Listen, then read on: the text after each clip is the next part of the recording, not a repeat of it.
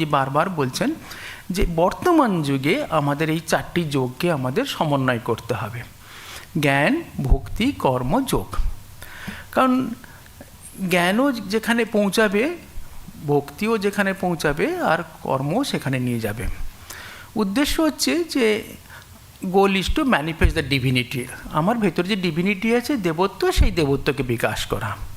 সেটা আমি একটা কর্ম যেখানে বলা হচ্ছে যে যদি আমি প্রত্যেকটা কর্ম যদি আমি এটাকে ঈশ্বর মানে অনাসক্ত হয়ে করতে পারি, আসক্ত শূন্য হয়ে করতে পারি, আর হচ্ছে কি দেশ বিদ্বেষ ভাবটাকে ত্যাগ করে করতে পারি। কেন কর্ম করতে গেলে আমাকে সবসময় মনে রাখতে হবে যে ওই রজগুণে ধরুন আমার থেকে কর্মটা হয়, তামসিক কর্ম তো আমরা এখানে আলোচনা করছি না, সেটা তো অটোমেটিক্যালি অশাস্ত্রীয় কর্ম, কিন্তু রজগুণ থেকে কর্ম হয়। এবং এই রজগুণে কর্ম করতে গেলে দুটি হচ্ছে মানুষকে তার বুদ্ধিকে মোহ করে দেয়। একটা হচ্ছে আমাদের যদি ভগবদ্গীতায় বলেন কাম এস ক্রোধ এস রজগুণ সমুদ্ভব মহাসন মহাপাপমা, অর্থাৎ এই দুটি জিনিস একটা হচ্ছে অত্যন্ত বাসনার দিকে নিয়ে যায়, একটা কামনা বাসনার দিকে, আর একটা হচ্ছে যে ক্রোধ অর্থাৎ বিদ্বেষ ভাব, হিংসা ভাব। এবং সেই দুটো যদি আমরা ত্যাগ করতে পারি তাহলে ওই কর্ম তাহলে তোমার চিত্ত শুদ্ধি করবে এবং তোমাকে সেই নিষ্কাম ভালোবাসার দিকে, প্রেমের দিকে নিয়ে যাবে। তখন ঠিক আমাদের রাজযোগেও তাই রয়েছে। সেখানেও যদি আমার মনটায় যদি আমরা এই যে যেটা আমাদের রয়েছে কি যে সাধারণত আমাদের শক্তিটা নিম্নমুখী হয়ে আছে, মূলাধার বলা হয় তো, যে আমাদের সেখানে 6টা পদ্ম আছে, এই মূলাধার, স্বাধিষ্ঠান, মণিপদ্ম, অনাহত, বিশুদ্ধ, আজ্ঞা, তারপর মানে সহস্রার। এখন শক্তিটা নিম্নমুখী আছে বলে তার মধ্যে তারা হচ্ছে ওই তামসিকভাবে রয়েছে। তারপর ওখান থেকে যখন সে ওই রকম মেডিটেশন করবে, কনসেন্ট্রেশন করবে, বিষয় থেকে যখন ইন্দ্রিয়গুলোকে সংযম করবে, তখন শক্তি আস্তে আস্তে ঊর্ধ্বমুখী হবে। এবং তখনই হবে যখনই সেই হৃদয় পর্যন্ত আসবে, অনাহত যখন হবে, তখন তার মধ্যেও সেই একই প্রেম, ভালোবাসা, নিষ্কাম ভাব তার মধ্যে প্রকাশ হবে এবং আসক্ত শূন্য হবে, তার মধ্যে ত্যাগ, বৈরাগ্য সব কিছুই আসবে। আবার যদি জ্ঞানযোগেও দেখা যায়, সেখানেও সেই একই জ্ঞানের বিচার হচ্ছে কি না, আমি এই অনিত্য বস্তুকে ত্যাগ করতে করতে আমরা ওই নিত্য বস্তুর দিকে যাচ্ছি। যে মুহূর্তে অনুভূতি হবে তখন হবে আমার মধ্যে সেই একই প্রেম, ভালোবাসা, আমার মধ্যে সেই চিত্তশুদ্ধি বলুন আর জ্ঞানের বিকাশ। তখন আর কেন আমাদের এই বুদ্ধির পেছনে, মনের পেছনে রয়েছে হচ্ছে আত্মা। যেই মন শুদ্ধ হবে তখন জ্ঞানের প্রকাশ ঘটবে, সেই দেবত্বের প্রকাশ ঘটবে। ফলে আলটিমেটলি এই ভক্তি, জ্ঞান, কর্ম, সেটা সব কিছুই হচ্ছে একই লক্ষ্যে, স্বামীজি বলছেন একই লক্ষ্যে আমাদেরকে নিয়ে যায়। তাই স্বামীজি বলছেন যে আমাদের এই ভারতবর্ষে যদি আমরা এই 4টে বিষয় যে আলোচনা করছি, কিন্তু দেখা যাবে যে ভারতবর্ষে এই বৈদেশিক আক্রমণের ফলে আমাদের শত শত গ্রন্থরাজি সমস্ত ধ্বংস হয়েছে। যা কিছু কৃষ্টি আমাদের দেখা যায় যে সে সমস্ত যা কিছু আমাদের এই আধ্যাত্মিক সম্পদের ছিল, সে আধ্যাত্মিক সম্পদের গ্রন্থ অনেক ধ্বংস হয়ে গেছে। কিন্তু এই জাতির মধ্যে এমন একটা জীবনী শক্তি আছে যা পৃথিবীর অন্যত্র এটি দুর্লভ। কারণ দেখা গেছে যে এই জাতিটার মধ্যে একটা প্রবল একটা হচ্ছে সহ্য শক্তি রয়েছে। বলছে যে দুটি জিনিস, একটা হচ্ছে এদের মধ্যে একটা ভালোবাসা, লাভ, সকলকে ভালোবাসবো, যে কাউকে আমি কখনো শত্রু হিসাবে দেখব না, সমস্ত সকলকে আমি ভালোবাসি, মানে প্রাণী, জীব জগৎ সকলকে আমি ভালোবাসি। তাই জন্য একটা শব্দটা বলা হয় অহিংসা, মানে আমি কারোর প্রতি কোনো হিংসা, দেশ বিদ্বেষ আমি করব না। এই যে একটা জাতির মধ্যে একটা এই অহিংসা ভাব বা ভালোবাসা, প্রেম, এই ভাবটা রয়েছে, নিষ্কাম ভাবটা, তাতে একটা প্রচণ্ড এর মধ্যে একটা শক্তি, সব কিছুকে গ্রহণ করতে পারে। আর দ্বিতীয় হচ্ছে যে এই জাতিটা হচ্ছে প্রচণ্ড একটা অপ্রতিকার, মানে রেজিস্ট নট ইভেন, সহ্য শক্তি রয়েছে, অসাধারণ একটা সহ্য শক্তি রয়েছে। তাই আমরা জানি যে এই যে গুণ, সহ্যের একটা গুণ, এই গুণটা এই জাতির মধ্যে এটা একটা তপস্যা, তাদের মধ্যে একটা মনে করে একটা তপস্যা, যে আমাকে যতই দুঃখ আসুক, কষ্ট আসুক, বাধা আসুক, সুখ আসুক, মানে শীত আসুক, বর্ষা আসুক, সব কিছু থেকে আমি নিজেকে সহ্য করব।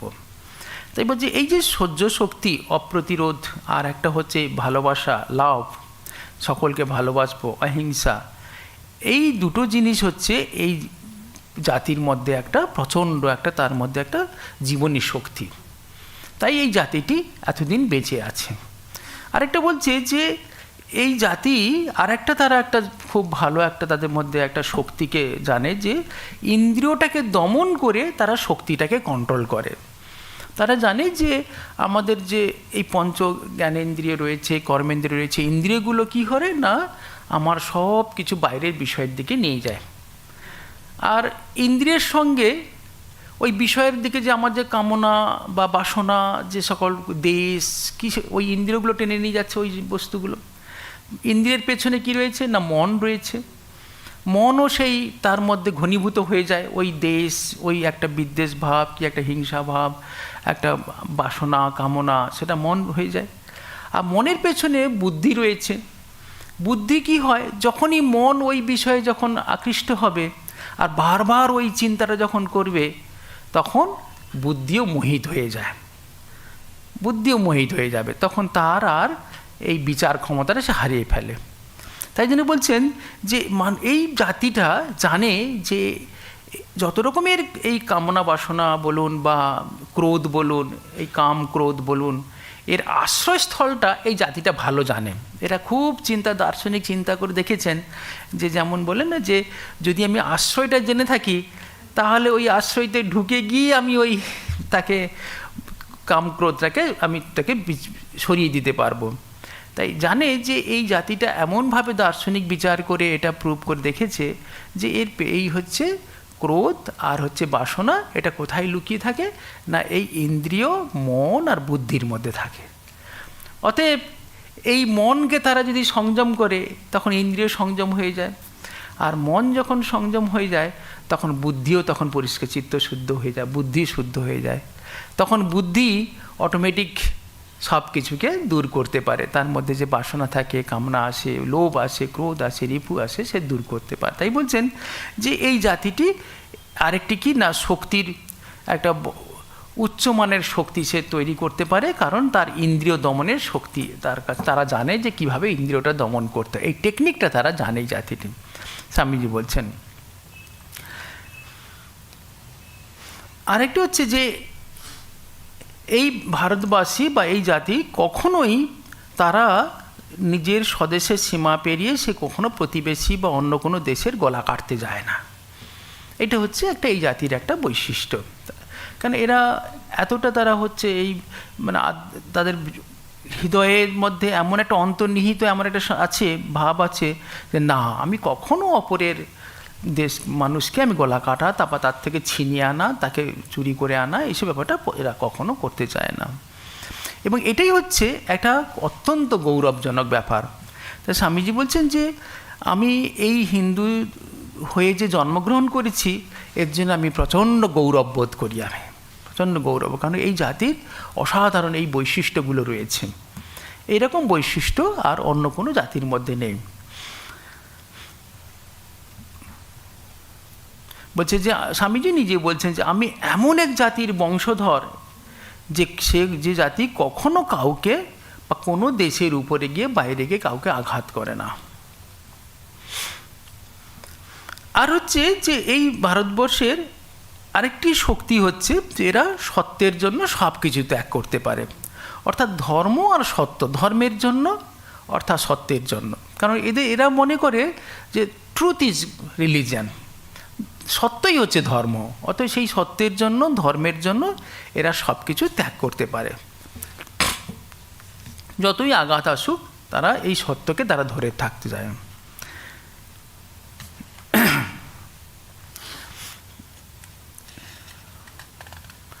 তাই বলছেন যে অন্য অনেক এরকম আমাদের পৃথিবীতে অনেক জাতিরা এসেছে, তারা এরকম বিনাশ হয়েছে, কিন্তু এই ভারতের এই যে তাদের যে শক্তি প্রতিরোধ করাচ্ছে অপ্রতিরোধ, দুঃখের বরণ তারা করতে পারে, এবং যারা মৃত্যুকে তারা জয় করার জন্য এত সাধনা করতে পারে, সত্যের জন্য তারা সাধনা করতে পারে। আর এদের মধ্যে এমন কিছু মনস্ক ব্যক্তি আছে যারা এই স্থূল বস্তুর পেছনে যে একটা সূক্ষ্ম রয়েছে, সেই সূক্ষ্ম বস্তুটাকে তারা অনুভব করতে পারে। মানে অতীন্দ্রিয় জগতের দিকে এরা যেতে পারে। মানে অন্য যারা কী করে, তারা একটা স্থূল চিন্তা করতে থাকে যে আমার এই দেহটা আছে, আপনি বস্তু দেখছি, এই জগৎ দেখছি। কিন্তু আমাদের এই ভারতবাসী, মানে স্বামীজি বলছেন যে আমাদের যে ধর্মের আমি বা যে জাতির আমি, সেই জাতির এমন কিছু মনস্ক ব্যক্তি, ঋষিরা যারা আছেন, তারা হচ্ছে মানে অত্যন্ত সূক্ষ্ম তত্ত্বপূর্ণ জিনিস তারা অনুভূতি করতে পারে, অর্থাৎ অতীন্দ্রিয় জগতের তারা এই আমাদেরকে খবর দিতে পারে। তাই বলছেন যে যখন তিনি একটা শিক্ষা বিষয়ে যখন আবার একটা বক্তৃতা দিচ্ছেন সেখানে শিক্ষা বিষয়ে, তো তিনি বলছেন যে দেখো, এই ভারতীয় যে শিক্ষা, সেই শিক্ষার মূল লক্ষ্যটা হচ্ছে যে মানুষ গড়া। যখন স্বামীজি বলছেন যে আমাদের ভারতবর্ষের ঋষিরা বা আমাদের দেশে তারা যে একটা যখন শিক্ষার আদর্শ তারা স্থাপন করছেন, যে সেই শিক্ষার মূল লক্ষ্য হচ্ছে আগে একটা মানুষ যেন একটা ভালো তৈরি হয়, মানুষ গড়া। শুধু তোতা পাখির মতো আমরা মুখস্থ করানো নয়। এবং বর্তমান এই যে শিক্ষা পদ্ধতি, স্বামীজির সময় তখনকার যে বলছেন যে আধুনিক যে দিন আসছে, মানুষ যে শিক্ষা পদ্ধতি আর আমাদের যে প্রাচীনকালে যে ঋষিরা যে শিক্ষা পদ্ধতি করেছেন, তারা হচ্ছে যে তারা প্রথমেই ঠিক করেন যে ভেতরে যে জ্ঞান রাশি আছে, যে সমস্ত শিক্ষার টেকনিকটা হবে কীরকম না, ওই মানুষটার ভেতরে যে জ্ঞান রাশি আছে সেই জ্ঞান রাশিকে প্রকাশ করা। কারণ এই ভেতরেই তার জ্ঞান রয়েছে, তাকে এমনভাবে তার বাইরে থেকে একটা সিস্টেম তৈরি করে যাতে তার ভেতর থেকে সে জ্ঞানটা প্রকাশিত হয়। তাই বলছেন যে শিক্ষা পদ্ধতির উদ্দেশ্য হচ্ছে অন্তরে যে জ্ঞান রাশি রয়েছে তাকে প্রকাশ করা। তার জন্য এই কি করা হয় না, এই মন যাতে খুব ডিস্টার্ব না হয়, মনটাকে খুব তাকে নিয়মিত, মানে তাকে একটা ডিসিপ্লিন করা হয়, তাকে একাগ্র করা হয়, যাতে সে এই শক্তিকে সে প্রকাশ করতে পারে। যেমন উদাহরণ দিচ্ছেন যে দেখো, এই মধ্যাকর্ষণের যে একটা অ্যাপেল যে পড়ছে আর তাতে যে সূত্র আবিষ্কার করছেন, সেটা কি না, সেটা হচ্ছে ওর মনের মধ্যেই নিহিত ছিল, শুধু ওই ঘটনাটা দেখে সে মিলিয়ে নিচ্ছে। গাছ থেকে আপেলটির পতন দেখেই নিউটন তার আচ্ছা, নলেজটা তো ভেতর থেকেই তার বেরিয়ে আসলো। তাই বলছে তার ভেতরে অন্তরেই নলেজটা ছিল।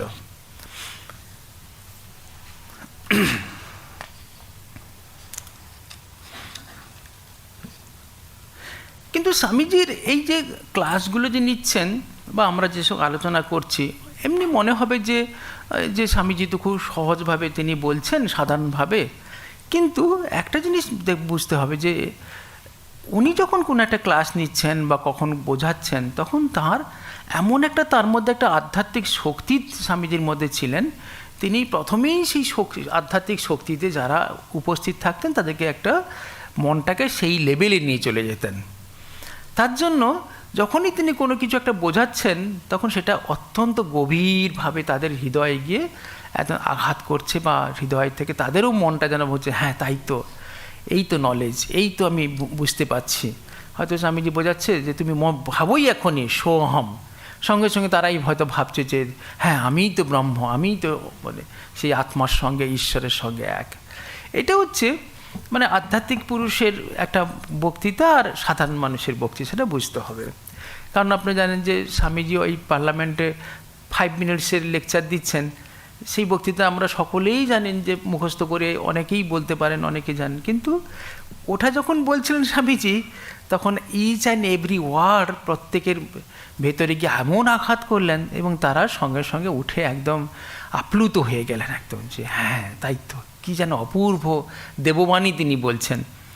তাই স্বামীজির ক্লাসে যারা উপস্থিত হতেন তারা সকলেই তাদের স্মৃতিকথা লিখছেন। যেমন মহেন্দ্রনাথ দত্ত, যেমন স্বামীজির ভাই, তিনিও লন্ডনে ওই সময় উপস্থিত ছিলেন। আপনার যে লন্ডনের বিবেকানন্দ বইটাতে তিনি লিখছেন যে স্বামীজি যখন এরকম ক্লাসে বসে তিনি যখন কিছু বলতেন, তখন উনি বলছেন যে আমিও অবাক হয়ে যেতাম যে এই অপূর্ব আধ্যাত্মিক মানে একটা ভাব তরঙ্গ তিনি যেন সেই গৃহের মধ্যে একটা প্রকাশ করতেন তিনি, যে স্বামীজি ভেতর থেকে যেন একটা তেজরাশি নির্গত হয়ে যেন শ্রোতাদেরকে স্পর্শ করতে এবং শ্রোতাদের চিন্তাকে তিনি একটা উচ্চ মার্গে একটা উচ্চভাবে তিনি তাকে উন্নীত করতে পারতেন।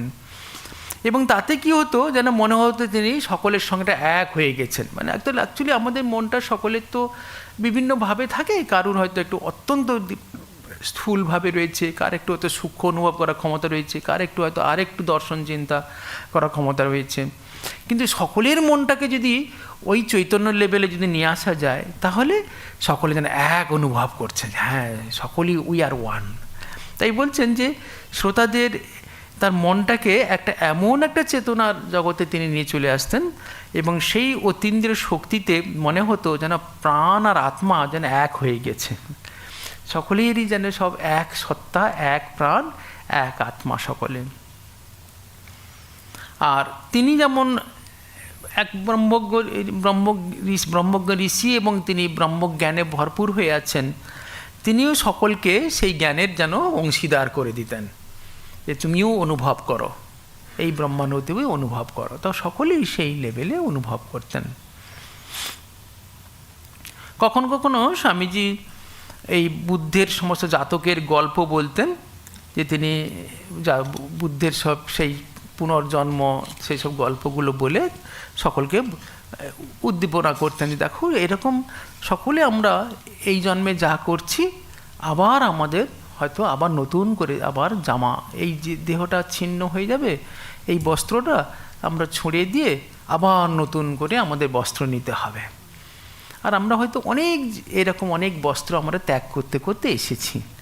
তো এই যে এই সময় যে আমরা বস্ত্র ধারণ করেছি, জীবন ধারণ করেছি, দেহ ধারণ করেছি, আমাদেরকে যাতে খুব সঠিকভাবে কর্ম করতে হবে, নচেত আমাদের অগ্রগতিটা আরও ভালো হবে।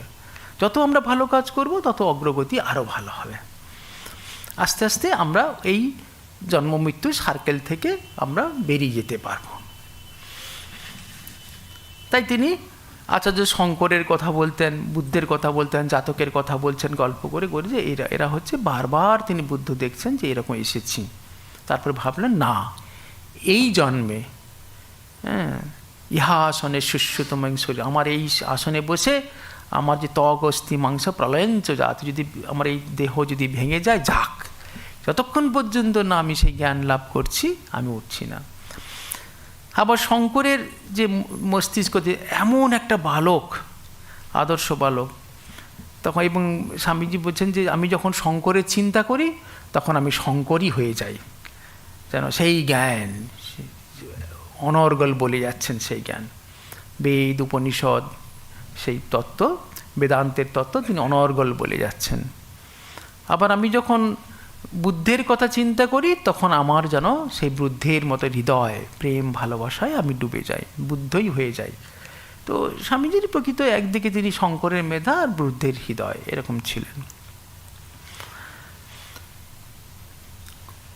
কখনো তিনি এই মানে ওই ক্লাসের ছোট ছোট যে নোটসগুলো থেকে আমরা আলোচনা করছি, সেখানে তিনি বোঝাচ্ছেন যে দেখুন আজকে তোমাদেরকে বোঝাচ্ছি যে এই যে আমরা রাজযোগ, আমরা যে যোগ প্র্যাকটিস করছি, কিভাবে না মনটাকে কন্ট্রোল করতে গিয়ে আমরা প্রাণ কন্ট্রোল করছি, প্রাণবায়ু। তাই এবং আপনারা জানেন যে রাজযোগের একটা বড় কাজ হচ্ছে প্রাণায়াম, অর্থাৎ কীভাবে প্রাণ শক্তিকে, প্রাণবায়ুকে আমরা ইড়া দিয়ে পাঠাচ্ছি, পিঙ্গলা দিয়ে ফেরাচ্ছি, আবার পিঙ্গলা দিয়ে পাঠাচ্ছি, ইড়া দিয়ে তুলছি। আলটিমেটলি সেই শক্তি হচ্ছে সুষুম্না ভেদ করে একটা পদ্মযান ভেদ করে উপরে উঠছেন। কিন্তু এই যোগের মূল লক্ষ্যটা কি? আলটিমেটলি যখন সেই যোগের থেকে আমরা, এই তো লক্ষ্য নয় যে আমার একটা দারুণ একটা মনটা যখন এরকম একাগ্র হবে, পবিত্র হবে। স্বামীজি বলছেন ওই সময় তুমি যদি মনটাকে তোমার মানে কানের উপর যদি তুমি কনসেন্ট্রেট করো তাহলে অনেক মানে দূরের শব্দ তুমি শুনতে পাবে, তুমি নাকে দূরের গন্ধ শুনতে পাবে, তোমার হচ্ছে স্থূল সূক্ষ্মের উপরে কনসেন্ট্রেট করে তোমার শরীরটা সূক্ষ্ম হয়ে যাবে, থাকে না, অনেক যোগীরা বলে যে তারা শূন্যে উড়ে যাচ্ছে, অনেক দূরের শব্দ শুনতে পায়, গন্ধ শুনতে পায়, এরকম থাকে। এগুলো মেন হচ্ছে এই একটা অতিলৌকিক অলৌকিক শক্তি ব্যাপার, মানে হচ্ছে এটা কিছু নয়, যোগের এই কনসেন্ট্রেট করতে করতে মাইন্ডটা এত শুদ্ধ হয়ে যায়, মনটা তখন যেখানে দেবে সেখানে তা সেই অনুভূতিটা তখন আসে। মানে মনের সঙ্গে একটা ইচ্ছা শক্তি যোগ হলে আর কি, যে ইচ্ছা করছি সেই শক্তিটা, মনটা সেই শক্তিতে কাজ করছে, এই বলা হয় মানে অলৌকিক শক্তি। তো বলছেন তো কিন্তু লক্ষ্যটা ওই দিকে তখন গেলে তখন তুমি আসল অনুভবটা তুমি করতে পারবে না। কি না, সর্বোত্তম প্রকাশ হচ্ছে প্রেম, তোমার হৃদয়টা প্রকাশ হচ্ছে কিনা। তাই যেই মুহূর্তে তোমার এই এসে হৃদয়ে যখন অনাহত ঘণ্টার ধ্বনি যখন তুমি শুনবে, তখন তুমি তোমার কী হবে, আস্তে আস্তে প্রেমের প্রকাশ হবে। তাই বলা হয় এই যে আমাদের যখন অনেক সময় ধ্যান ট্যান বোঝানো কী করা হয়, যে তুমি হৃদয়ে ধ্যান করো, তাই অর্থাৎ হৃদয়ে ধ্যান করলে এই প্রেম, ভালোবাসা, নিষ্কাম ভাব, নিঃস্বার্থপরতা এটা প্রকাশ পাবে তখন। তার জন্য একটু হৃদয়ে ধ্যান, নাহলে অন্যরা হয়তো বলবে যে আপনি এই আজ্ঞাতে করুন, এখানে করুন, তখন অনেক রকম অসুবিধা হতে পারে। কিন্তু হৃদয়ে করলে আপনার আসুক, ভালোবাসা আসুক, প্রেম আসুক, মৈত্রী আসুক, করুণা আসুক, তাহলে কী হবে, আপনি আরও যত কর্ম করবেন সব কর্ম আরও ভালোবাসার মতো ঈশ্বরে অর্পণ করে কর্ম করতে পারবে, ঈশ্বরের প্রতি ভালোবাসা হবে তখন। তাই এখানে বলা হচ্ছে যে এই প্রাণের এই সাধনা, তাতে কি হয় না, সর্বোত্তম প্রকাশ হচ্ছে প্রেম।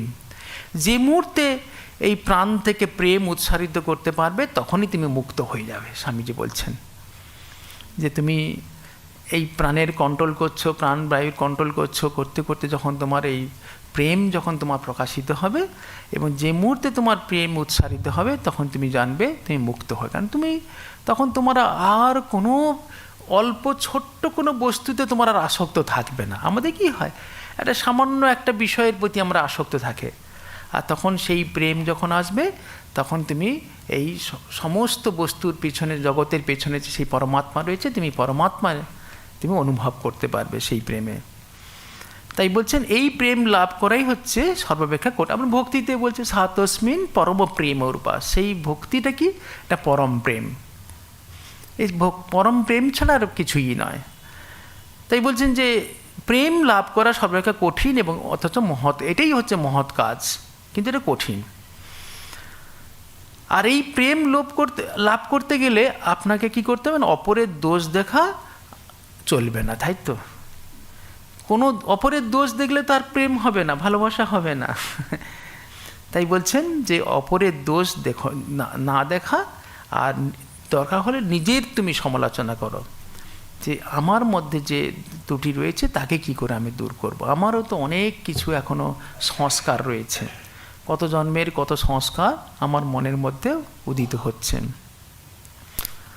বলছে তুমি একটা মাতালকে দেখে নিন্দা করো না, মনে রেখো মাতাল তোমার আর এক রূপ। তোমার নিজের মধ্যেও একটা ওই রকম মাতলামি ভাব আছে, একটা একগুঁয়ে ভাব আছে, একটা হঠাৎ করে একটা কোনো বিষয়ে ঘটলো, এমন রেগে গেলাম তখন যে মানে একদম সে মাতালকে হারিয়ে দেবো আমি, তাই তো? তা বলছে যে তোমার মধ্যেই সেই একটা মাতালের একটা রূপ, তুমি অন্যকে দেখে বলছো না, তোমার মধ্যেই সেই রূপ রয়েছে। তাই বলছেন যার নিজের মধ্যে মলিনতা নেই সে অপরের মধ্যেও মলিনতা দেখতে পারে না। তোমার নিজের মধ্যে যা আছে তাই তুমি অপরের মধ্যে দেখে থাকো, তোমার মধ্যে যদি মলিনতা থাকে তুমি অপরকে তাই দেখছো। তাই বলছেন যে যেসব সংস্কার সাধন আমাদের, যে সকল এই যে ভেতরে যে সকল সংস্কারগুলো এরকম রয়েছে, বৃত্তিগুলো আছে, এই সংস্কারগুলোকে আমাদের দূর করতে হবে। যে বারবার করে উঠছে অপরের দোষ দেখা যে সংস্কারটা, এই সংস্কারটাকে তোমাকে দূর করতে হবে। যেসব সংস্কার অন্যের দোষ দর্শন করে সেইগুলো তোমাকে দূর করতে হবে, তবে দেখা যাবে জগৎ আরও ভালো হয়ে উঠবে। এবং নিজের মধ্যে এই ভাব তুমি পুনঃ ধারণ করার চেষ্টা করো। এই যে ছোট ছোট স্বামীজি ক্লাসের নোটগুলো গুডউইন লিখছেন, শারদানন্দজি কয়েকটা করেছেন, আমাদের মহেন্দ্রনাথ দত্ত করেছেন, এইগুলো খুব সুন্দর সুন্দর, বেশ খুব ছোট ছোট নোটগুলো খুব ভালো, খুব। তারপর বলছেন যে দেখো, যতই আমি তোমাদেরকে বোঝাই, কিন্তু এই অনুভূতি ছাড়া তোমার জ্ঞান লাভ কখনো হবে না।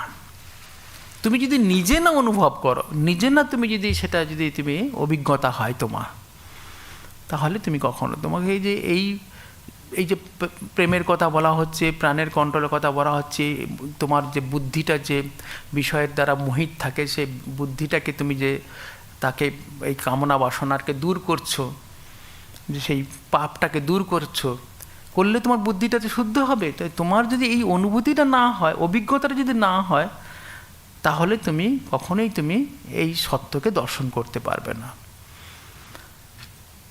তা মানুষ যখন এই তার বুদ্ধিকে এরকম মোহ শূন্য করতে পারবে, শুদ্ধ করতে পারবে, তখনই সে এই সত্য দর্শন করবে, এবং তখনই তার সকল সন্দেহের নিরসন হবে। নচেৎ আমার বুদ্ধিটা যদি মোহগ্রস্ত হয়ে থাকে, তাহলে আমি সকলকেই তার দোষ দেখব, সকলের অন্যায় দেখব, জগতে সব কিছু দেখব, যে সব দোষপূর্ণ দেখব। তাই বলছেন যে তুমি তোমার বুদ্ধিটাকে তুমি শুদ্ধ করো, পরিষ্কার করো, মোহশূন্য করো। তোমার বুদ্ধি যদি মোহশূন্য হয়, তাহলে তুমি এই জগৎকে তুমি জগতে সব কিছুর মধ্যে তুমি ভালো এবং সত্য তুমি দর্শন করতে পারবে। তোমার কাছে তখন আর জগতে কিছু বাঁকা বলে কিছু থাকবে না, সব সরল হয়ে যাবে, সব সহজ, সব কোনো বাঁকা বলে কিছু থাকবে না। এবং এটাই হচ্ছে তোমার হচ্ছে ঈশ্বর অনুভূতি। তুমি যে মুহূর্তে এই দোষ দেখা থেকে দূর হবে, তখন জানবে তোমার অনুভূতি হতে শুরু হয়েছে। আমাদের এই কাজ হলো এই মানে সত্যকে অনুভব করা। শুধু খালি এর মত, ওর মত, ও কি বলেছে, ও কি লেখছে দিয়েছে, এই গলদকরণ করলে হবে না, মানে খালি গিললে চলবে না। অনেক শুনলাম, অনেক জানলাম, অনেক তত্ত্ব বললাম, কি তা নয়। মেন হচ্ছে বলছে যে আমাদের আসল কাজটা হচ্ছে এই সত্যকে অনুভব করা, যে সত্য আমার ভেতর, আপনার ভেতর, সকলের ভেতর, জগতের ভেতর সেই সত্য, যে ভালোটা রয়েছে, যে অত্যন্ত সেই সত্যটাকে অনুভব করতে হবে, এটাই লক্ষ্য। শুধু খালি এর ওর কথা বা মতামত আমাদের খালি গিললে চলবে না। লক্ষ্যটা খালি রাখতে হবে যে এই একমাত্র লক্ষ্য হচ্ছে আমি সত্যকে জানব। আর আশেপাশে যে সকল নানা রকমের যে শক্তিগুলো আসবে, অলৌকিক শক্তিগুলো আসবে, সেটা আমার লক্ষ্য নয়। কারণ এই পথে এই যত মন বুদ্ধি যত ভালো হবে, একাগ্র হবে, তখন আশেপাশে অনেক রকমের লোভ আসবে, অনেক কামনা বাসনা আসবে, শক্তি আসবে। ওদিকে গেলেই তখন আবার মন, তখন বুদ্ধি তখন মোহিত হয়ে যাবে। তাই বলছেন যে লক্ষ্যটা হচ্ছে এই ঈশ্বরকে বা এই সত্যকে আমার অনুভব করা। সেই শুদ্ধ সৎ চিৎ প্রেমই হচ্ছে আমার জীবনের লক্ষ্য। সৎস্বরূপ, জ্ঞানস্বরূপ আর আনন্দস্বরূপ, প্রেম স্বরূপ, সেই সৎ চিৎ প্রেমকেই আমার জীবনের একমাত্র লক্ষ্য।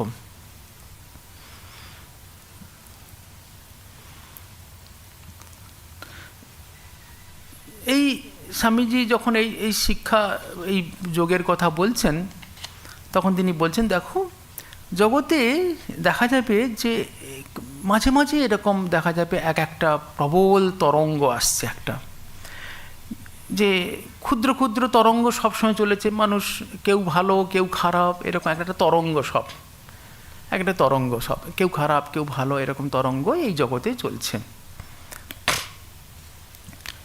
হঠাৎ করে দেখা যাবে এক সময় দেখা যাবে এক বৃহৎ তরঙ্গের উত্তোলন হচ্ছে, আর সেই তরঙ্গ বাকি যত সমস্ত ক্ষুদ্র ক্ষুদ্র তরঙ্গ আছে তাকে সমস্ত আত্মসাৎ করে নিচ্ছেন। এটা কারা? একমাত্র সেই অবতার ছাড়া সম্ভব নয়।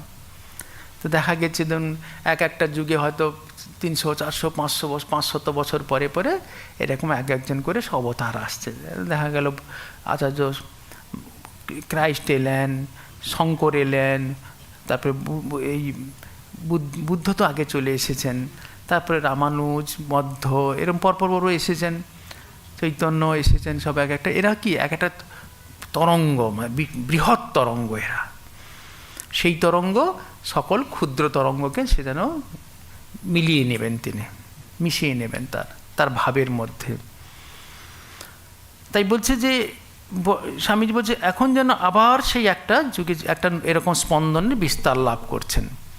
কারণ স্বামীজি যখন গেছেন তখন কি শ্রীরামকৃষ্ণকে স্বামীজি দেখছেন যে তিনি আবার নতুন করে একটা বেদান্তের তরঙ্গ উঠছে, একটা সার্বজনীন তরঙ্গ।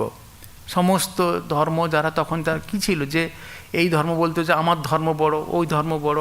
আপনারা জানেন ঠাকুরের কাছে কত পণ্ডিতরা এসেছেন, এসে কত তর্ক হয়েছেন।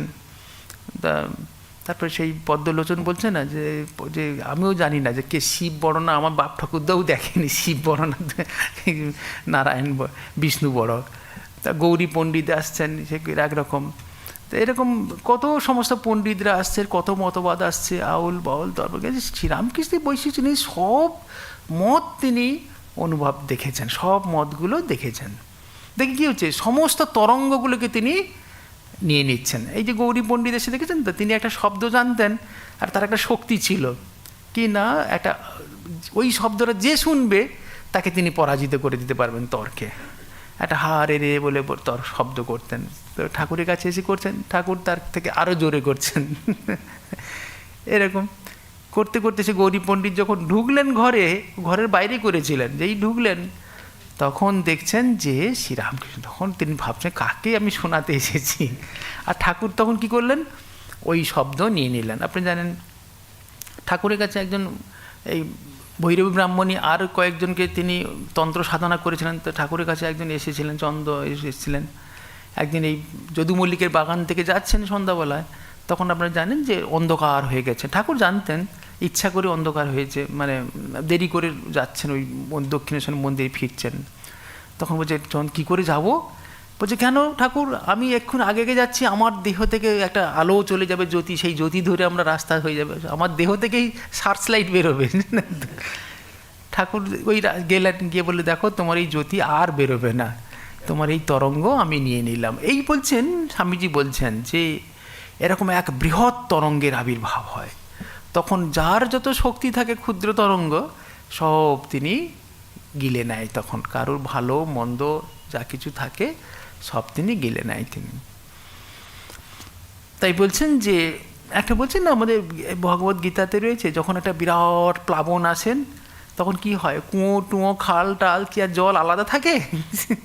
সব জল একাকার হয়ে যাবে, তাই তো সমুদ্রের জলে। সেরকম এই বৃহৎ তরঙ্গের প্লাবন। তাই বলছেন যে আর একবার আমাদের যুগে এই চিন্তা তরঙ্গের বিস্তার লাভ করেছে এবং ঈশ্বরের সর্বব্যাপিত্ব তাঁর অন্তর্নিহিত ভাব, নানা আকারে নানা সম্প্রদায় তা আবির্ভূত হচ্ছে।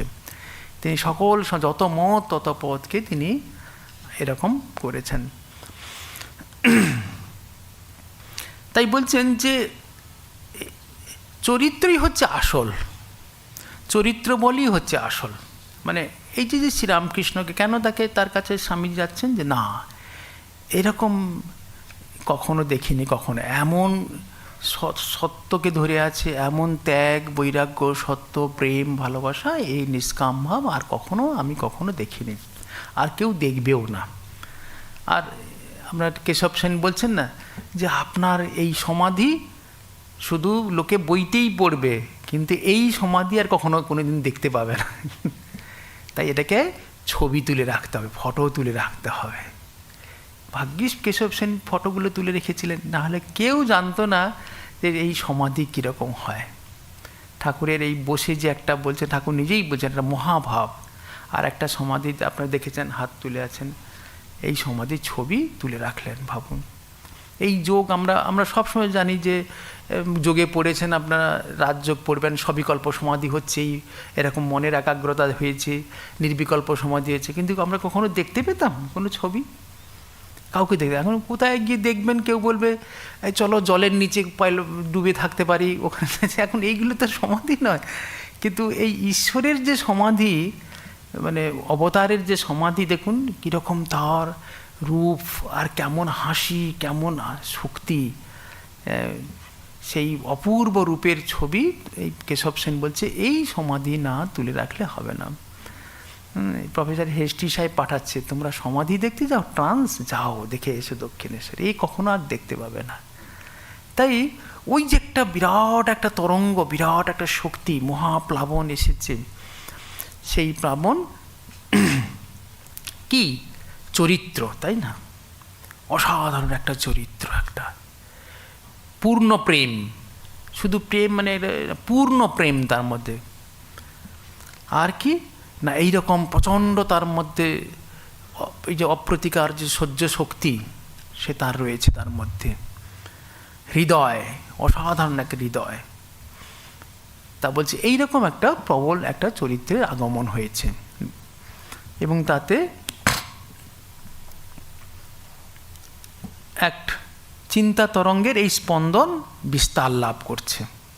দেখুন কোথায় ঠাকুর এই দক্ষিণেশ্বরে তিনি ছবি আঁকছে একটা, যে একটা জাহাজ যাচ্ছে, সেই জাহাজটা চলে যাবে, তাই তো? আপনারা দেখেছেন ঠাকুরের আঁকা ছবি, জাহাজের ছবি আঁকছেন, আর তারপরে নরেনকে দেখাচ্ছেন, আয় চল, তোর জন্য ওখানে হচ্ছে। কোথায় নিয়ে যাচ্ছেন ভাবুন, দক্ষিণেশ্বর থেকে তিনি যাচ্ছেন। প্রথমে জাহাজের ছবি আঁকলেন, আর তারপরে তিনি নিজেই ডাকছে, চল, জলের উপর দিয়ে হেঁটে যাচ্ছে, আয় আমার সঙ্গে আয়। স্বামীজিও গিয়ে দেখছেন পাশ্চাত্যে, তাই যে স্মৃতিকথায় সব আমরা আগে আলোচনা করেছি, যে তিনি আগের পরের দিন কে আসবে, কি বলবে, কি আলোচনা করতে হবে, কি প্রশ্ন করবে, সব রাত্রে সব কথা হয়ে যাচ্ছে, এই প্রশ্ন আসবে, এই বলবি, এই কথা। স্বামীজি সব শুনে রাখলেন, পরের দিন দেখছে ওই লোক আসছে, ওই কথা হচ্ছে, ওই তর্ক হচ্ছে সব। তাই বলছেন যে অতএব তোমরা, স্বামীজি সকলকে বলছেন যে একটা ভাবকে অবলম্বন করো, একটা আদর্শকে তুমি ধরো, জোর করে, শক্ত করে, দৃঢ় করে একটা আদর্শকে ধরো, ওইটাকেই জীবনে, সেই আদর্শের জন্য তোমার জীবনটাকে উৎসর্গ করো, যে হ্যাঁ আমি এই আদর্শটাকে ভালোবাসি। আপনি তো একটা খুব ভালোবাসেন যে একটা কাজ করতে, কর্ম ভালোবাসেন, এবার এই কর্মটার জন্য আপনার সবসময় খেয়াল রাখতে হবে এর থেকে যেন আমার কোনোদিন আমার দিনের পর দিন যেন লোভ লালসা বাসনা যেন না বাড়ে, আর যেন কোনোদিন যেন আমার মধ্যে কোনো কারোর প্রতি বিদ্বেষ, রাগ, ক্রোধ যেন না আসে, তাই তো? আর আমি তাহলে কি আসক্ত শূন্য হব, কামনা বাসনা না থাকলে আমি আসক্ত শূন্য। আর হচ্ছে ক্রোধ না থাকলে আমি তাহলে, বলছেন গীতাতে বলছে না যে যার আকাঙ্ক্ষা নেই আর যার দেশ নেই, ন দেশটি ন কাঙ্ক্ষতি, তাই তো? কে? সে নিত্য সন্ন্যাসী। ন দেশটি ন কাঙ্ক্ষতি। তো আপনি এমন কর্ম করছেন সংসারে, আমি যে কর্মটা আপনার দেওয়া আছে, নির্দিষ্ট আছে, সেই কর্মে আপনার কারোর প্রতি কোনো দেশ নেই, বিদ্বেষ নেই, আর কোনো আকাঙ্ক্ষা নেই। ন দেশটি ন কাঙ্ক্ষতি, নিত্য সস্ত, শুধু খালি নির্দ্বন্দ্ব।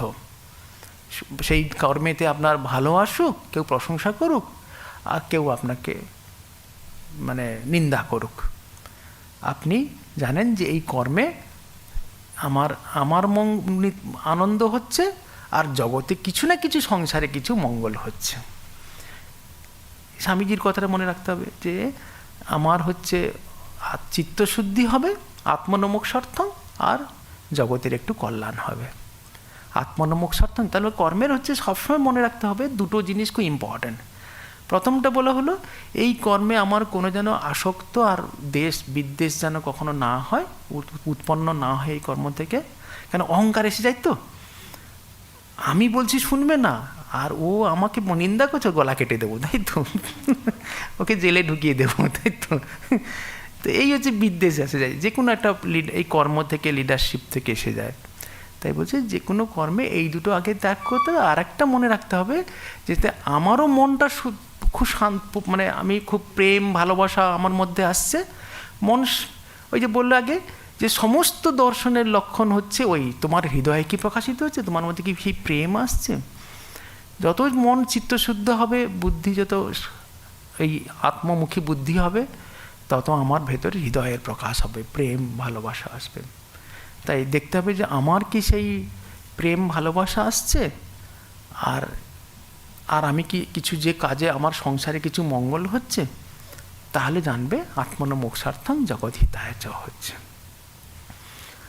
তাই এই ভেবে আমাদের আমি বলছি মেইন হচ্ছে এই মানসিক মনের শক্তি, মনটাই হচ্ছে আসল।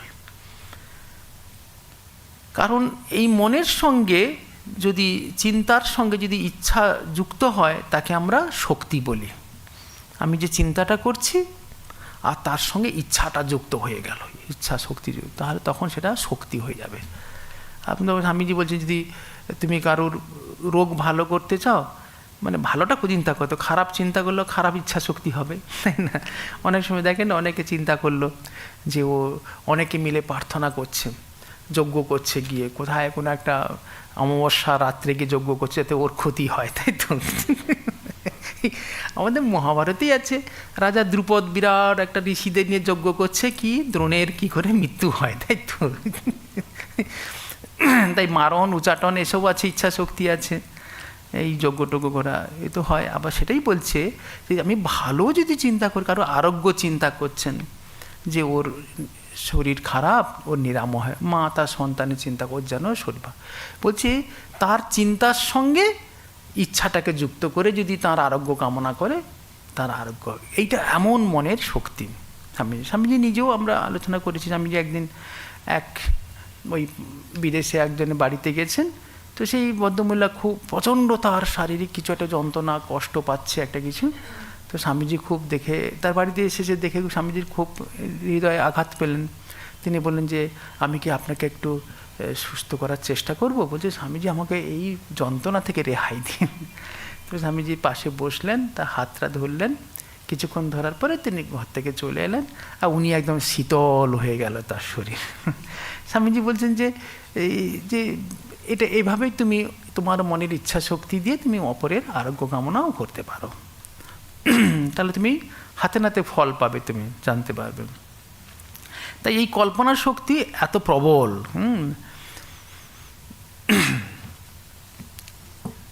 যে মন যদি তোমার এরকম, যারা যোগীরা ওই যে বললাম না যে মন যদি খুব একাগ্র হয়, শুদ্ধ হয়, তখন কি হবে, আমরা যদি শব্দ হিসাবে তাকে স্থির করছি, দূরের শব্দ শুনতে পাচ্ছি, সেরকম আমি যদি কারোর আরোগ্য চিন্তা করি, সে আরোগ্যও আমার হতে পারে।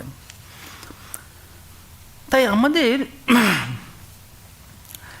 এই চরিত্রটার আমাদের জীবনের উপরে যে চরিত্র বলছি আমরা, স্বামীজি বলছেন যে এটার মধ্যে তিনটে জিনিস খুব খেয়াল রাখতে হয়। একটা হচ্ছে আধ্যাত্মিক, একটা হচ্ছে মানসিক, আর একটা হচ্ছে ব্যবহারিক। এই তিনটে যেন ঠিক ঠিক উন্নত হয়। আমার এই বাহ্যিক মানে অর্থাৎ আমি ব্যবহারিক, আমি কিভাবে ব্যবহার করছি, কিভাবে মানুষের সঙ্গে আমি ইন্টারেক্ট করছি, এই জগতে, এই সংসারে, এই জগতের সঙ্গে কী করে ইন্টারেক্ট করছি। আমি হয়তো খুব ঘরে হয়তো খুব সাধনা করছি, তপস্যা করছি, তাই তো, কিন্তু বাইরে বেরিয়ে আমি মানে কিছু একটা চাইলে ক্রোধ হয়ে গেল, তাই তো, যে তাহলে একটু মুশকিল আছে।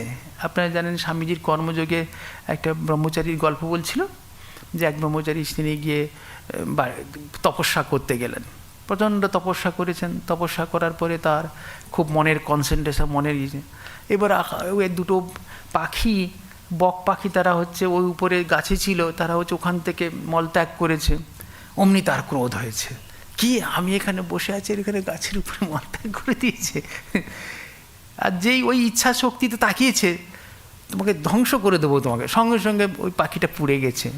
তখন সেই ব্রহ্মচারী কী বলল, বাবা আমার এই তপস্যার এত শক্তি হলো। এবং তিনি ওই গ্রামে গেছেন, এক বয়স্ক, তারা মানে এমনি এক গৃহী বাড়িতে, তো সেই ভদ্রমহিলা ঘরের ভেতরে হয়তো কিছু তার প্রতি অসুস্থতা সেবা টেবা করছে, কোনো রান্নাবান্না করছেন। ইনি গিয়ে বলছেন আমাকে একটু ভিক্ষা দিন মা।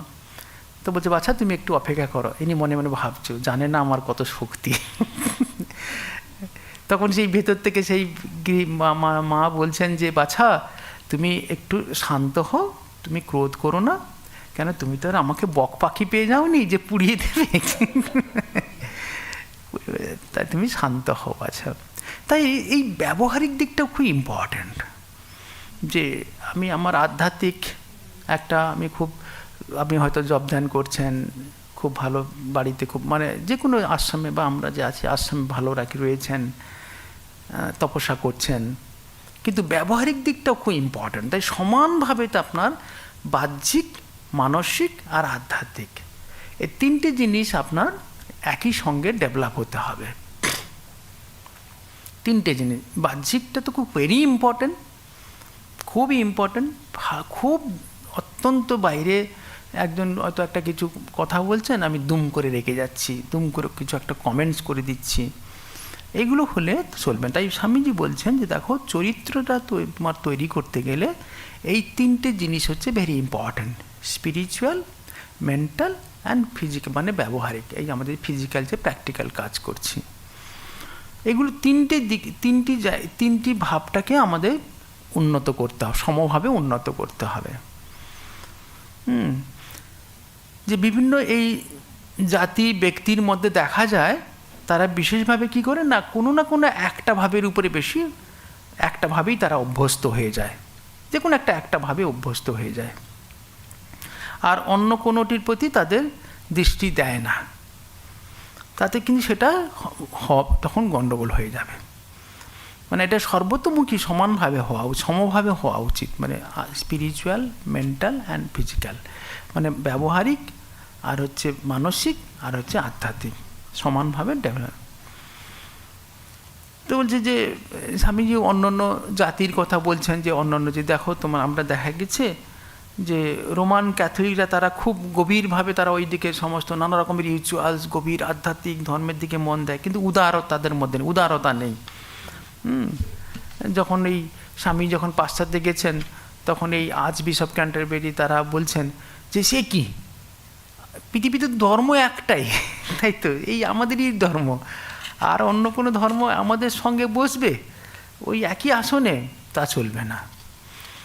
বসতে যে গেলেনই না, অ্যাটেন্ডই করলেন না, যে না ওই আসনেই বসা চলবে না আমাদের সমেত, মানে কি ওই তাদের মধ্যে এই একটা স্পিরিচুয়াল ভাব ডেভেলপ করেছে, মানে গভীরতা রয়েছে, আধ্যাত্মিক অনেক সব রিচুয়ালস আছে, কিন্তু উদারতাটা হারিয়েছে। হ্যাঁ, আবার বলছেন যে অন্য ইউনিটেরিয়ান চার্চে তারা একটু এরকম উদার, কিন্তু তারা আবার এই গভীরতাটা তাদের মধ্যে নেই। তো বলছে যে এরকম ভাব হলে চলবে না। তো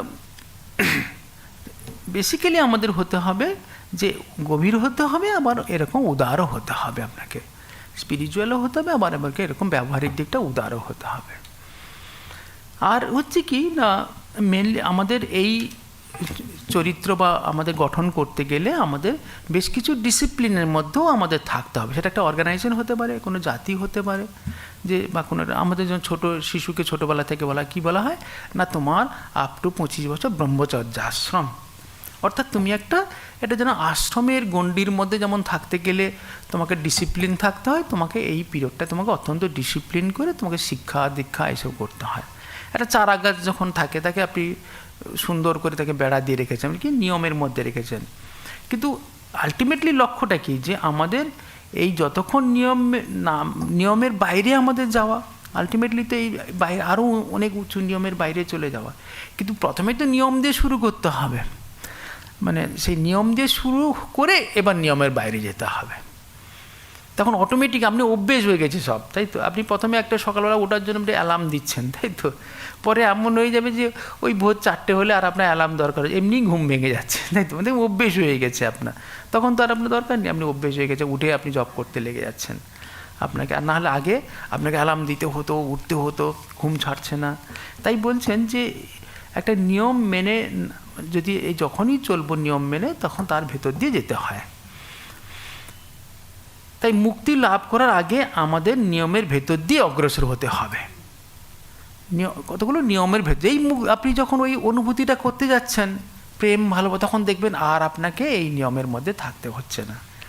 যেমন আপনার কথামৃতে মাস্টারমশাইকে ঠাকুর বলছেন না শুরুতে, যে দেখো তুমি যখনই তোমার দেখবে যে ঈশ্বরের নাম করলে তোমার অশ্রু যাচ্ছে চোখ দিয়ে, তোমার ব্যাকুলতা অনুরাগ হচ্ছে, তখন জানবে তোমাকে আর এই নিয়ম করে নিত্য নৈমিত্তিক কর্ম তখন আপনা আপনি খুঁজে যাবে, তাই তো, নিয়মগুলো আপনা আপনি চলে যাবে।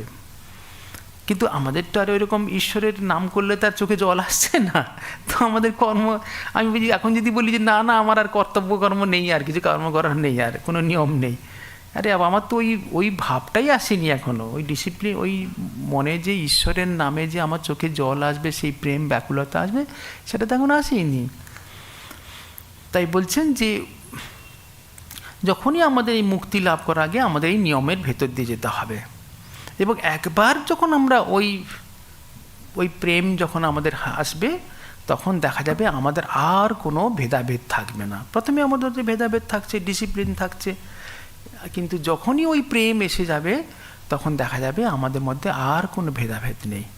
তখন কীরকম না, প্রেমে তখন আমরা এক বোধ হয়ে গেছি। তখন আপনি কাউকে আর এরকম ভেদ দেখতে পাচ্ছে না যে ইনি স্ত্রী, ইনি পুরুষ, ইনার এই ভেদটাও আপনি করতে পারছেন না। ইনি এই জাতি, এই ছোট, এই বড়, সকলকে আপনি দেখছেন এক চৈতন্য দেখছেন। তখন সব এক প্রেমে, সব যেন ঈশ্বরের এক প্রকাশ সব কিছুর মধ্যে। সব যেখানে চোখ পড়ছে ভক্তিতে কি বলবে, আমারই গোপাল সব হয়েছে, তাই তো? আমারই কৃষ্ণ সব হয়েছে, সব রথ হয়েছে, রথের দড়িও হয়েছে, রথের জগন্নাথও হয়েছে, যারা সামনে দাঁড়িয়ে তারাও সব আমার কৃষ্ণ সব হয়েছে। তাই বলছেন যে এই মিলন তখন একমাত্র আত্মা, সব কিছুর মধ্যে সেই এক আত্মা, আর ওটাই মিলনের সম্ভব। দেহ তখন ক্ষীণ হয়ে যাবে, প্রেমই তখন পূর্ণ হয়ে যাবে, আর এই দেহ জ্ঞান তখন সরে যাবে, দুটি আত্মা তখন এক হয়ে যাবে প্রেমকে। তাই বলছেন যে ঈশ্বর আর কিছু নয়, তিনি প্রেম ও স্বরূপ। ঈশ্বর হচ্ছে প্রেম। আমরা ভগবানকে ভালোবাসি অর্থাৎ প্রেমকেই ভালোবাসি। প্রেমের মানে ভালোবাসার জন্য ভালোবাসা, প্রেমের জন্যই প্রেম, প্রেমকেই ভালোবাসি। প্রেমই ঈশ্বর, আর কিছু না। প্রেমই আমাকে সব এক করে দেবে, প্রেমই আমাকে অনুভব করবে, চৈতন্য অনুভব করাবে। তাই বলছেন প্রেমের জন্যই প্রেম, যার প্রেম অনুভব করেনি তাদের কাছে এটি প্রকাশ করা যায় না। যে একবার প্রেম অনুভব করেনি তাকে কি বলবেন আপনি তাকে?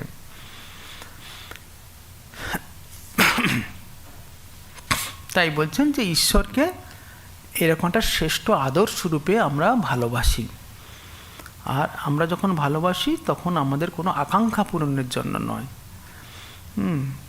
আমরা সেই মহাশক্তিতে পরিণত হতে চাই। এই পরমাত্মা পরমেশ্বর, এই মহাশক্তির সঙ্গে আমরা এক হতে চাই। তো এরকম স্বামীজি সব ছোট ছোট তার এই দ্বিতীয় সেকেন্ড নোটসগুলো থেকে আমরা দেখতে পাচ্ছি, আমি যখন দ্বিতীয়বার লন্ডন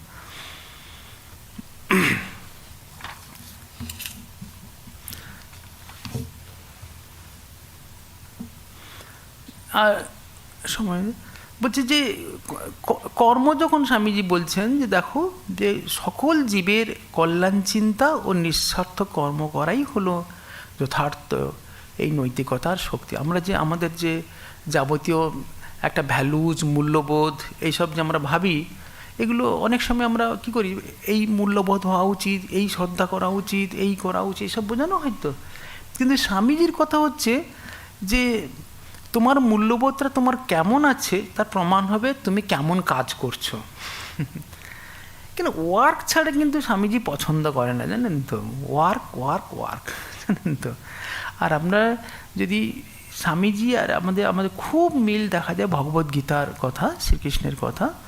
শ্রীকৃষ্ণও সেই একই কথা, যে কর্ম না করাটাই হচ্ছে সব থেকে হচ্ছে মানে অত্যন্ত পাপ কাজ, জানেন তো? কাজ না করা। তো আর বলছেন যে এই ভাব যেন কোনো সময় যেন কারোর মধ্যে না আসে যে আমি কাজ করব না। কর্ম না করাই হচ্ছে, কর্ম করাই শ্রেষ্ঠ। কর্ম করাটাই হচ্ছে তোমার যে বা কোনো, আপনি যদি একটা এমনি সকাম কাজও হয় তাও ভালো, জানেন তো? কিন্তু কর্ম না করাটা হচ্ছে আপনাকে তামসিক দিকে নিয়ে চলে যাবে, জানেন তো? আর আমাদের প্রত্যেকের তো একটা নির্দিষ্ট একটা সময় না, ওয়ার্ক অ্যান্ড টাইম, তাই তো? আপনি এই সময় যদি এই কর্মটা যদি না করেন তাহলে এই সময়টা আপনার চলে গেল, তাই তো? এই সময়টা চলে গেল। তাই ইচ অ্যান্ড এভরি মোমেন্ট আপনার হচ্ছে ওয়ার্কের দ্বারা প্রকাশ করতে হবে, আপনার টাইমটাকে, সময়টাকে কর্মের দ্বারা প্রকাশ। আমি যে বলছেন যে সকল জীবের কল্যাণ চিন্তা আর নিঃস্বার্থ কর্ম করাই হলো সমস্ত এই নৈতিকতার হচ্ছে মূল শক্তি, জানেন তো? যে ওই মানুষটার কেমন নৈতিকতা, সে এই কর্মটা এভাবে করছে, সে কি মানুষের কল্যাণ চিন্তা করছে? আর সে কি কাজটা নিঃস্বার্থ করছে, তাহলে তার তার নৈতিকতা সেখানে প্রমাণ হবে। যে এরকম মানুষের কল্যাণ চিন্তা করছেন, তার নৈতিকতা একরকম আসরিক নৈতিকতা, তাই তো। যে হচ্ছে এরকম সকাম চিন্তা করছে, তার এখন স্বার্থ চিন্তা, তার নৈতিকতা একরকম। আর যে হচ্ছে জীবের কল্যাণ অ্যান্ড নিঃস্বার্থ কর্ম করে যাচ্ছে, সেই হচ্ছে প্রকৃত হচ্ছে তার নৈতিকতা আলাদা। এবং তারই মধ্যে দেখা যাবে যে প্রকৃত ত্যাগ। কি ত্যাগ করছে সে? স্বার্থ ত্যাগ করছে, বাসনা ত্যাগ করছে, তার যাবতীয় অন্য যে সকল ইচ্ছা সেসব ত্যাগ করছে। তা সেই হচ্ছে সেটা কি ত্যাগ। এবং এই ত্যাগই হচ্ছে ওই নৈতিকতার মূল, তার বেসিসটা, তার ভিত্তিটা হচ্ছে, শক্তিটা হচ্ছে ওইটাই। আমি আমি কল্যাণ চিন্তা করছি, তাই তো। আর আমি এই কর্ম করব, নিষ্কাম কর্ম করব, এই যে উদ্যম, এই যে কর্ম করা, এটা হচ্ছে শক্তি প্রকাশ কর্মে। আর ভেতরে কি রয়েছে, ভিত্তিটা কি রয়েছে? ত্যাগ। মনের মধ্যে কি রয়েছে? আমার মনে কোনো আসক্তি নেই, তাই তো। আমার মনে কোনো ক্রোধ থাকবে না, কোনো বিদ্বেষ থাকবে না। আমার মনে হচ্ছে এই দেশ আর হচ্ছে এই ক্রোধ, এই আকাঙ্ক্ষা আমি ত্যাগ করে দেব। তাই এটা হচ্ছে ত্যাগের ভিত্তি। ত্যাগের ভিত্তির উপরে এই প্রতিষ্ঠিত হবে নৈতিকতা। আর ওই উদ্যম, কর্ম করব, মঙ্গল চিন্তা আর কর্ম করব। এখানেই শেষ করি। ওং শান্তি শান্তি শান্তি। হরি ওম তৎসৎ।